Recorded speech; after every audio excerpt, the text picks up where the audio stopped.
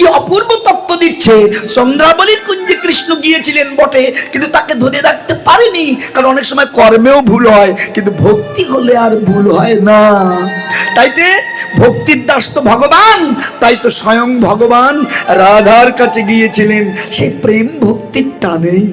দেখেছেন, এই জন্য এই আত্মতত্ত্বগুলো আগে দর্শন করার দরকার। বাহ্য দৃষ্টিতে আপনি নীলা দর্শন করে মনে করবেন আরে ভগবান বোধহয় সব জায়গায় ঘুরে বেড়া, বলবে না? আর এসব ভিন্ন ধর্মীরা সব কথা শুনলে বলবে কি? এই জন্য এর ভিতরে তত্ত্বগুলো আস্বাদন করতে হয়। কি মা, আরো কথা আস্বাদন করবো, মন দিয়ে কথাগুলো একটু শুনুন। যেহেতু আপনারা অনেক কষ্ট করে রাত জেগে বসে আছেন, আপনারা তত্ত্বদর্শী মানুষ, তাই তো এই কথাগুলো বলি, একটু মনোযোগ সহকারে শুনতে হবে। তো করুণার ভগবান স্বয়ং এই কলিহত জীবের দুঃখ দুর্দশা সইতে না পেরে এবার আপনি ভগবান ভক্ত হয়ে নবদ্বীপে এসেছেন। কেন জানেন?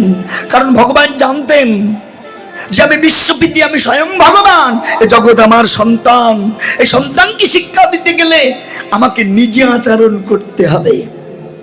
আপনি আচারী প্রভু জীবের শেখায়, আপনি না আচারিলে জীবকে শেখানো না যায়। মায়েরা, আমরা একবার ঢাকায় কীর্তন করতে গেছি, তো কি বলবো, ওখানে একবার শুটকোট পরা বাবুর মতো বাপ বেটা এসেছে। তো বাবা ছেলেকে আমার পায়ে প্রণাম করিয়ে বলছে খোকা প্রণাম কর। ও প্রণাম করে না।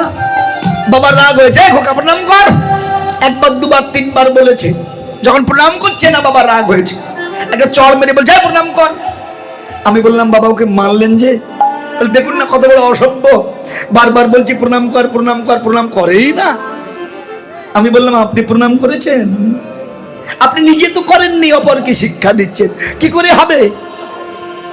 কি বাবা, আমি নিজে করি না অথচ আমার সন্তানকে শিক্ষা দিচ্ছি, হবে?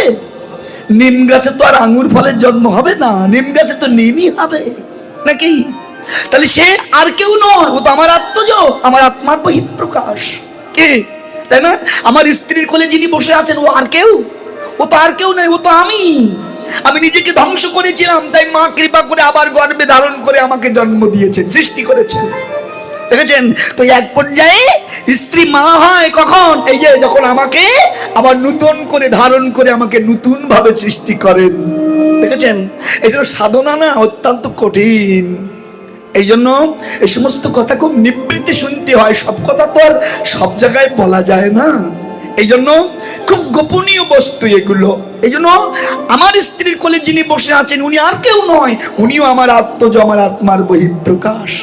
তাইতে আমি যা, সেও তো তেমন তৈরি হবে। এই জন্য ভগবান মনে মনে চিন্তা করেছিলেন এই জগৎ জীব আমার সৃষ্টি, আমার সন্তান।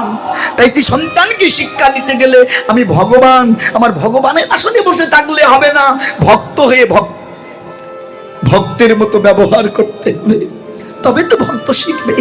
কি মা জানেন, একবার ভগবান গোপীদের কাছে প্রশ্ন করেছিল, আচ্ছা গোপী বলো দেখি, আমার কাছে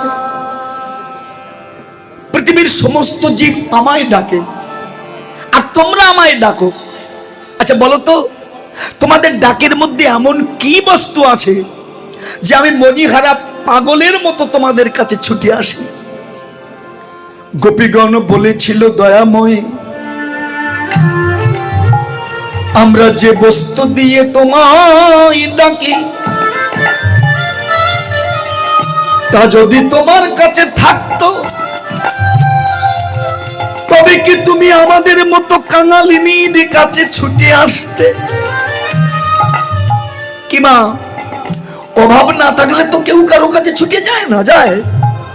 এই যে আমি রাজীব, আমার বাড়ি সুদূর সাতক্ষীরায়, আজ আমি এখানে এসেছি কেন? আমার একটা স্বার্থ আছে তো, তাই না? একটা স্বার্থ আছে তো। আমার আত্মীয় স্বজন, আমার পরিবার সবাই আনন্দে ঘুমাচ্ছে এই শীতের দিনে, আর আমি আপনাদের কাছে রাত দুপুরে টাকা টাকা করে বেড়াচ্ছি, স্বার্থ নয়? কি বাবা ভাবুন, আপনারা কেন এসেছেন? আপনাদের একটা স্বার্থ আছে। কি গো? তবে জাগতিক জগতের স্বার্থ নয়, স্বার্থ হলো দুই প্রকার, একটা জাগতিক, একটা পারমার্থিক। এই জাগতিক জগতের অর্থ আজ আছে কাল থাকে না, থাকবে না, কিন্তু এখান থেকে যদি কেউ পারমার্থটা নিয়ে যেতে পারে, শুধু এক জন্ম নয়, কোটি জন্ম ধরে পারমার্থের কখনো অপচয় হতে পারে না।